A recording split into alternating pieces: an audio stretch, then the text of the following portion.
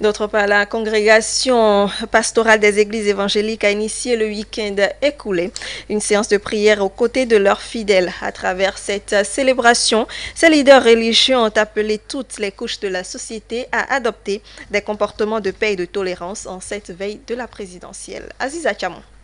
La congrégation pastorale des églises évangéliques, par ma voix, appelle les acteurs politiques de tous bords, les leaders religieux et toute la population à la cohésion, à l'apaisement et à privilégier le dialogue, car la paix n'est pas un vain mot, mais un comportement. Par cet appel, la congrégation pastorale des églises évangéliques s'ajoute ainsi à la liste des hommes de Dieu priant pour la non-violence en cette veille de la présidentielle du 11 avril prochain. Chants, intenses moments de prière et d'adoration sont entre autres les temps forts qui ont meublé cette séance. Pour le président du CPEE, c'est une obligation morale pour le creuset qu'il dirige de se conformer à cette exigence. Prière pour la nation, prière particulièrement pour le chef de l'État et sa famille. Nous, en tant que serviteurs de Dieu, nous ne pouvons pas être dans une nation et il y aura la violence. Nous sommes tous impliqués et nous devions parler,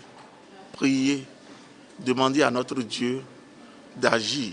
Et c'est pour cette raison que nous avions initié cette prière. Une séance de prière initiée pour que plus jamais le Bénin ne revive les événements malheureux de mai 2019. La congrégation pastorale des églises évangéliques n'entend pas limiter ses multiples séances de sensibilisation à la paix qu'à Cotonou. Nous sommes en train d'aller dans des villes, des provinces pour pouvoir le faire. Et nous savions que dans cet objectif, l'Éternel Dieu va nous exaucer. Il va agir. Et nous voulons que cette période d'élection présidentielle va se passer très bien, dans le calme, dans la paix. Et c'est pour cette raison que nous, en tant que serviteurs de Dieu, nous avions le fardeau de porter ce pays à cœur.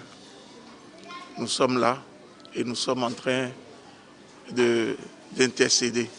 Notre objectif premier, c'est de sensibiliser la nation.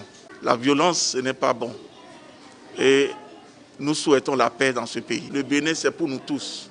Et nous devions tout faire pour que ce pays aille de l'avant. Ces leaders religieux en appellent également au sens de tempérance des acteurs politiques à divers niveaux. Le Bénin étonne et étonnera une fois de plus à l'occasion de cette échéance, ont-ils conclu.